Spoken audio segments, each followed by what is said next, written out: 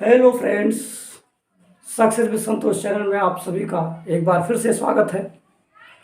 मैं संतोष कुमार श्रीवास्तव आज ज्योग्राफी की 5वीं क्लास के साथ आपके समक्ष उपस्थित हूँ।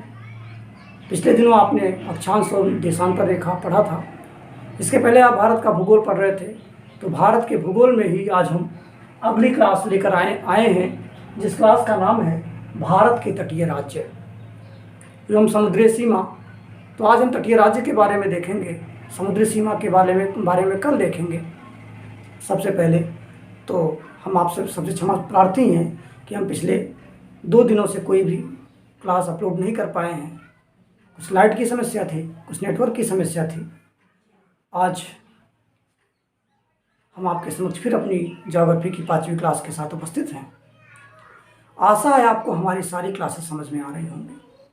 प्लीज़ हमारे चैनल को लाइक, सब्सक्राइब और शेयर कीजिए, जिससे अधिक से अधिक लोग हमारे इस क्लास का लाभ ले सके। ये फ्री क्लास चल है, इसमें किसी को कुछ नहीं देना है, इसलिए अधिक से अधिक लोगों तक हमारे इस चैनल को पहुंचाइए। लाइक, सब्सक्राइब और शेयर कीजिए। अब हम चलते हैं आज के टॉपिक पे, भारत के तटीय राज्य। देखिए, सबसे पहले हम आपको ये बता दें कि जब हम भारत के तटीय राज्य को पढ़ाने चल रहे हैं, उसका क्लास लेने चल रहे हैं, तो उसके पहले आपको 3 बातों का जानना आवश्यक है। नंबर 1 है कि भारतीय उपमहाद्वीप। भारतीय उपमहाद्वीप क्या है? और दूसरा है भारतीय प्रायद्वीप, जिसे आप पढ़ेंगे। और तीसरा दक्षिण एशिया। इसके बारे में आप लोगों को जानना आवश्यक है। तो सबसे पहले हम चर्चा करते हैं भारतीय उपमहाद्वीप की। तो देखिए, जब हम आपको महाद्वीपीय विस्थापन का सिद्धांत पढ़ाएंगे तब इसमें और सारी चीज़ें क्लियर होंगी। पहले इतना ही जानिए कि जो भारत का पार्ट है, ये गोंडवाना लैंड का पार्ट था, यहाँ अंगारा लैंड है। धीरे धीरे महाद्वीपीय विस्थापन की क्रिया हुई तो ये खिसकते खिसकते खिसकते यहाँ पहुँच गया और ये इसके इतने सारे क्षेत्र इसमें शामिल हो गए। इसी क्षेत्र को हम, क्योंकि ये महाद्वीप का विस्थापन हो रहा था और इसी से भारत निकलकर सामने आया, इसीलिए हम इस पूरे क्षेत्र को कहते हैं भारतीय उपमहाद्वीप। भारतीय उपमहाद्वीप में कौन कौन से देश शामिल होते हैं, आइए देखिए। तो भारतीय उपमहाद्वीप में नंबर 1 पे Bharat, number 2 Pakistan, number 3 Nepal, number 4 Bhutan, number 5 Bangladesh, number 6 Sri Lanka और नंबर 7 मालदीव। ये भारतीय उपमहाद्वीप में शामिल देश हैं।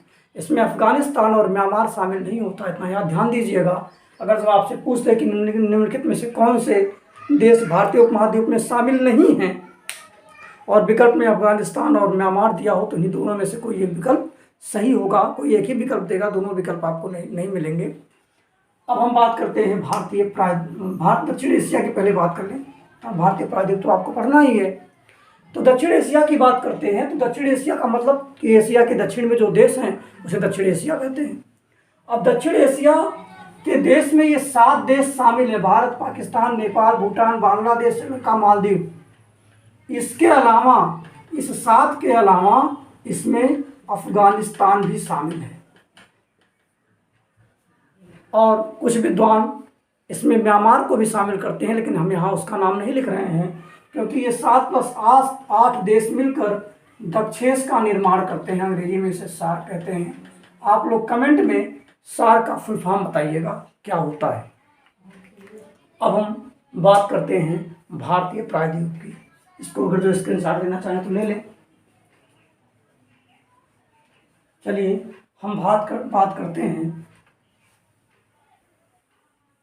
अब हम बात करते हैं भारतीय प्रायद्वीप की। अब हम बात करेंगे भारतीय प्रायद्वीप का।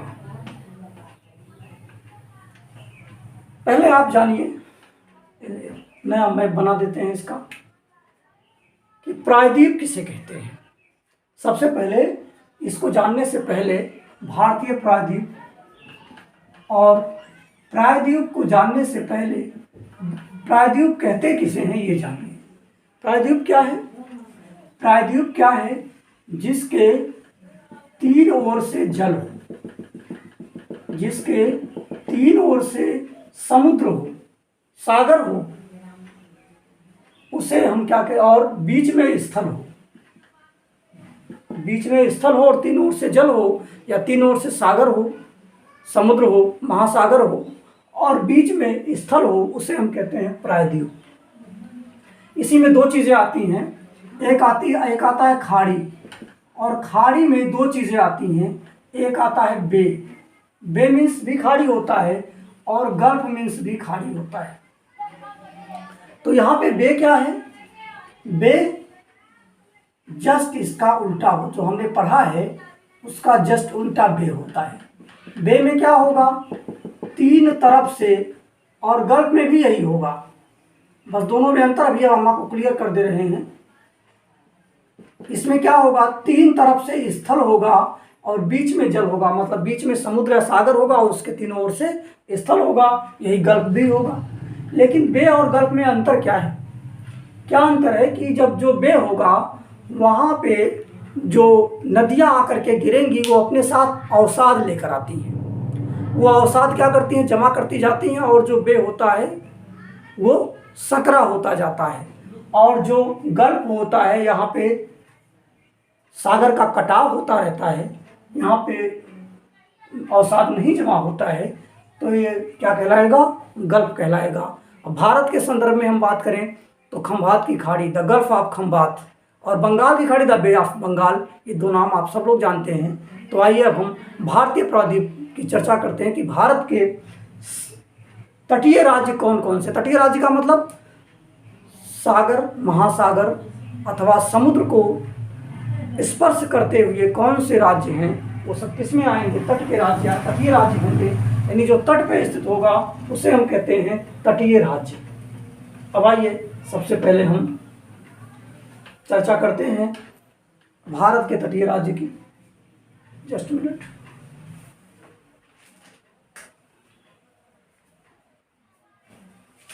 अब आइए भारत के तटीय राज्य की बात करते हैं। तो सबसे पहले हम क्या करेंगे, एक मैप ले लेते हैं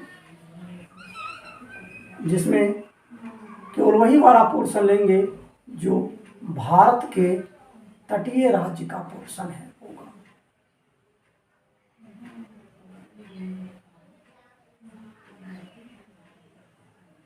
भारत के तटीय राज्य का पोर्शन सिर्फ लेते हैं। आइए इतना याद रहे कि यहाँ पे सिर्फ यही इतना समुद्री सीमा है, ज़्यादा लंबा समुद्री सीमा इसमें नहीं है। अब हम बात करते हैं कि प्रायद्वीप।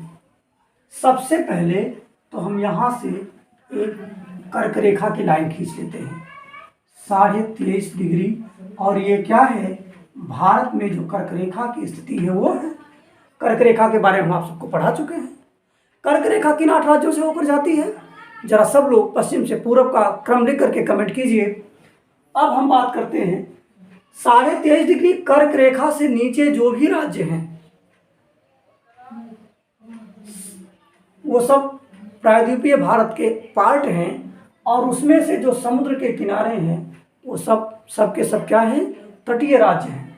जनरल तौर पे देखें तो 22 डिग्री के नीचे से ही 22 डिग्री के नीचे से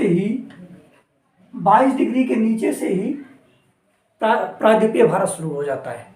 समुद्र के तटीय राज्य भी 22 डिग्री के नीचे से शुरू हो जाते हैं, क्योंकि गुजरात जो राजस्थान है वो गुजरात से ही हमारा शुरू हो जाता है। 22 डिग्री से ये शुरू हो जाता है। इतना याद रखिएगा कि अगर जब प्रश्न पूछ लिया जाए कि भारत का प्रायद्वीप कहाँ से शुरू होता है, किस अक्षांश से शुरू होता है, तो आपका उत्तर हो जाएगा 22 डिग्री से। और कर्क रेखा के दक्षिण में अधिकतर राज्य जो हैं वो प्रायद्वीपीय भारत के पार्ट हैं, और इसी में तटीय राज्य भी आपके शामिल होते हैं।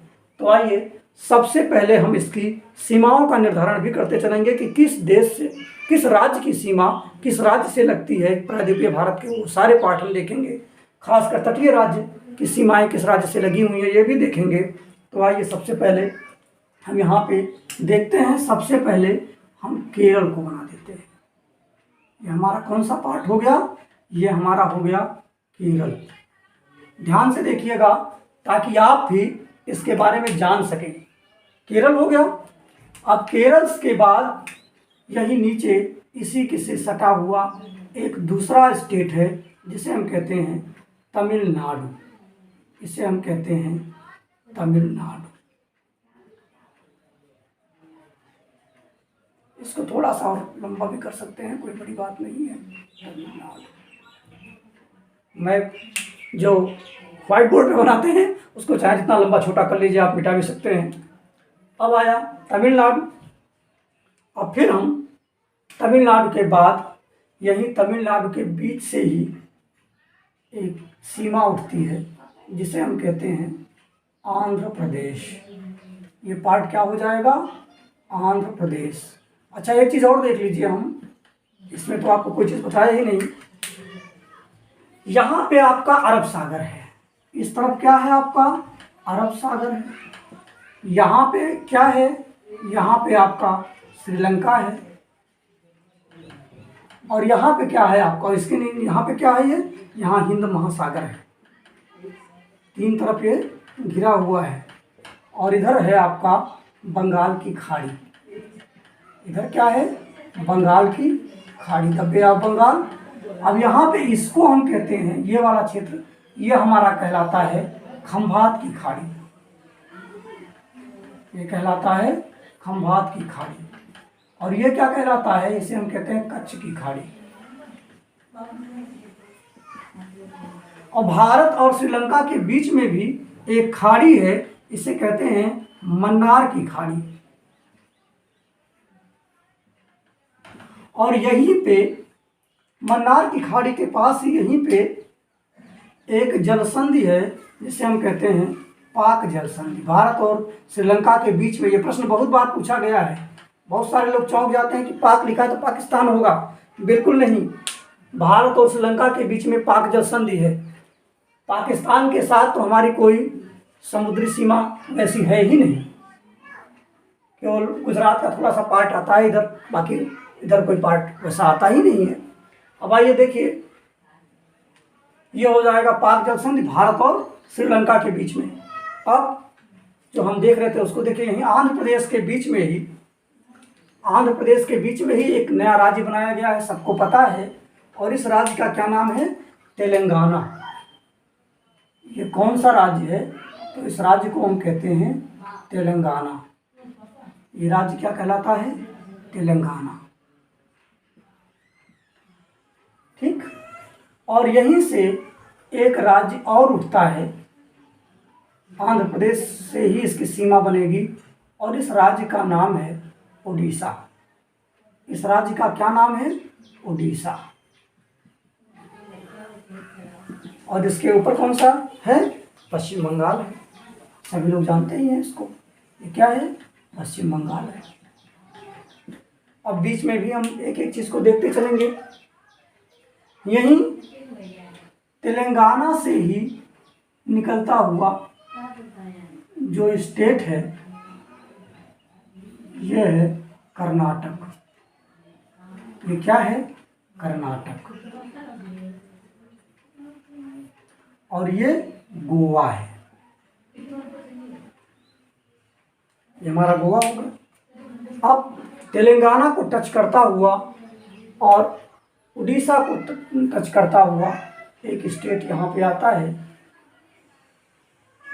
जो 23.5 डिग्री को भी स्पर्श करेगा, क्योंकि 23.5 डिग्री कर्क रेखा इस राज्य से होकर जाती है। और इस स्टेट का नाम है छत्तीसगढ़। क्या नाम है इसका? छत्तीसगढ़। छत्तीसगढ़, और छत्तीसगढ़ मध्य प्रदेश, छत्तीसगढ़ और मध्य प्रदेश से सीमा बनाता हुआ जो राज्य है वो क्या है, इधर आ जाएगा आपका महाराष्ट्र। ये कौन सा राज्य हो गया आपका, महाराष्ट्र। और महाराष्ट्र से और गुजरात की सीमा यहाँ बन जाएगी। महाराष्ट्र से गुजरात की सीमा बन गई, यह आपका हो गया गुजरात। और यहीं से एक और सीमा बन जाती है,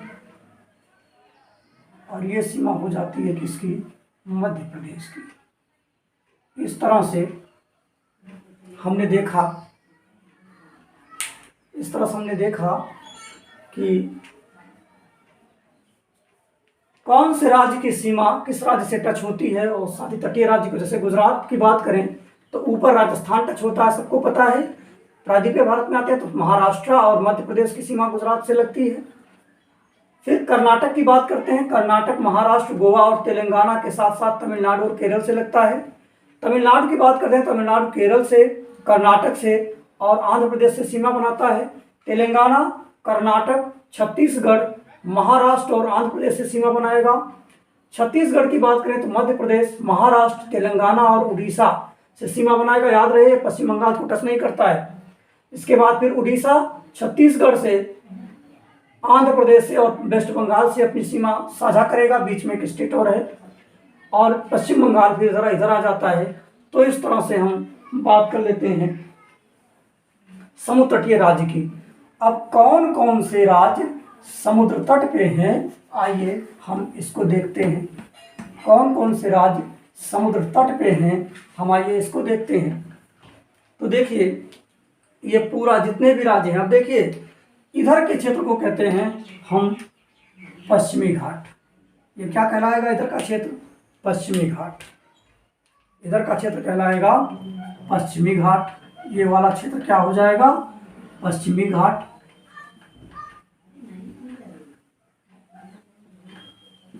और इधर वाला क्षेत्र कहलाएगा पूर्वी घाट।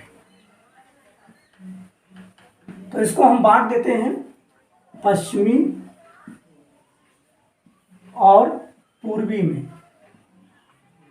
लेकिन नीचे इसको लिखने से पहले हम सबसे पहले क्रम की चर्चा करते हैं कि सबसे बड़ी सीमा कहाँ से लगेगी। सबसे बड़ी सीमा लगेगी गुजरात से। गुजरात के बाद दूसरी सीमा कहाँ से लगेगी, आंध्र प्रदेश से लगेगी।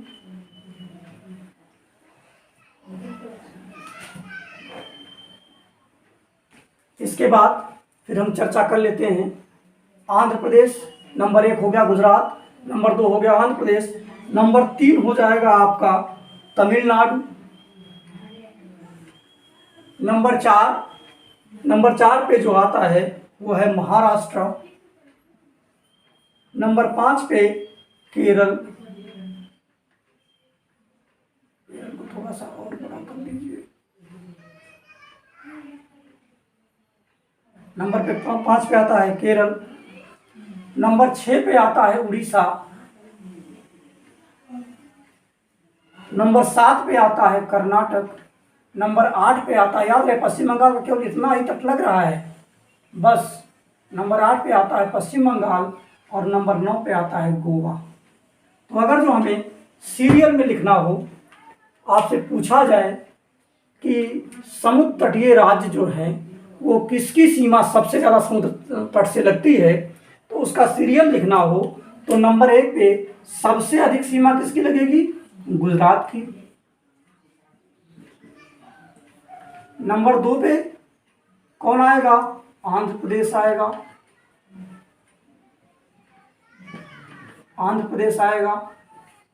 नंबर 3 तमिलनाडु आएगा। नंबर 4 महाराष्ट्र आएगा। नंबर 5 पे कौन आ जाएगा, केरल आ जाएगा। नंबर 6 पे कौन आएगा, उड़ीसा आएगा। नंबर 7 पे कर्नाटक आएगा। नंबर 8 पे पश्चिम बंगाल आएगा। और सबसे छोटी सीमा किसकी है? गोवा की है, सबसे छोटा राज्य भी है। अब आइए, ये तो सामान्य प्रश्न होगा क्योंकि इसमें लगभग सबको पता होगा, कम से कम 2-3 स्टेट सब लोग जानते होंगे कि कौन किसकी सीमा ज़्यादा है। अब प्रश्न अगर जो पूछ ले कि पश्चिमी घाट के राज्यों में सबसे बड़ी सीमा को क्रम से लगाइए, तो पश्चिमी घाट में कौन कौन से राज्य हैं इसमें देख लीजिए। तो सबसे बड़ी सीमा गुजरात की है पश्चिमी घाट की बात करें तो। और नंबर 2 पे जो सीमा है वो किसकी है?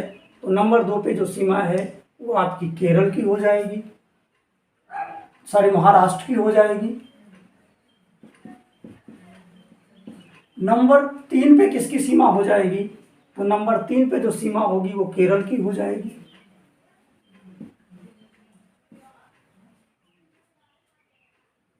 नंबर 4 पे जो सीमा आएगी वो कर्नाटक की हो जाएगी। और फिर नंबर 5 पे जो सीमा आएगी वो गोवा की हो जाएगी। और जब हम पूर्वी घाट की बात करते हैं तो इसमें सबसे बड़ी सीमा किसकी हो जाएगी? आंध्र प्रदेश की हो जाएगी।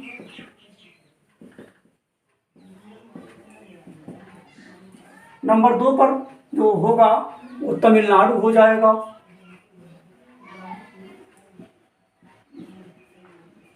नंबर 3 पर जो होगा वो उड़ीसा हो जाएगा। इसी में से ही आप सब निकाल लेंगे। नंबर 4 पे जो हो जाएगा वो पश्चिम बंगाल हो जाएगा। ये जो आपका ये लिखा हुआ है स्टेट, इसी क्रम में आप जानिए कि ये कहाँ पे है। तो ये आपका पश्चिमी घाट का पार्ट है, ये पूर्वी घाट का पार्ट है, ये पूर्वी घाट का पार्ट है, ये दोनों में है, लेकिन इसका अधिकतर पार्ट पूर्वी घाट में है। महाराष्ट्र पश्चिमी हो जाएगा, केरल पश्चिमी हो जाएगा, उड़ीसा पूर्वी हो जाएगा, कर्नाटक पश्चिमी हो जाएगा, पश्चिम बंगाल पूर्वी हो जाएगा और गोवा पश्चिमी हो जाएगा। इसी में से हम सीरियल निकाल सकते हैं क्योंकि ये पूरा सीरियल से लिखा हुआ है कि पहले नंबर की जो सबसे बड़ी सीमा समुद्र के साथ लगती है वो गुजरात की, नंबर 2 की सीमा आंध्र प्रदेश की, नंबर 3 की तमिलनाडु की, नंबर 4 महाराष्ट्र की, नंबर 5 केरल की, नंबर 6 उड़ीसा की, नंबर 7 कर्नाटक की, नंबर 8 पश्चिम बंगाल की और सबसे छोटी तटीय सीमा गोवा की है। अब इसमें से कुल कितनी लंबाई क्या क्या है ये हम समुद्री सीमा जब लेकर आएंगे अगली क्लास में, तब आपको इसकी लंबाइयों का वर्णन भी आपसे करेंगे, कुछ सीमाओं के बारे में तो जरूर बताएंगे आपको। ठीक है, अब आज के क्लास में बस इतना ही। हमारे चैनल को लाइक, सब्सक्राइब और शेयर कीजिए। आशा है आपको ये क्लास भी बिल्कुल पसंद आएगी, बिल्कुल समझ में आएगी। यदि कोई समस्या है, कुछ समझ में नहीं आती है तो प्लीज़ कमेंट कीजिए और बताइए। आज के लिए बस इतना ही। धन्यवाद।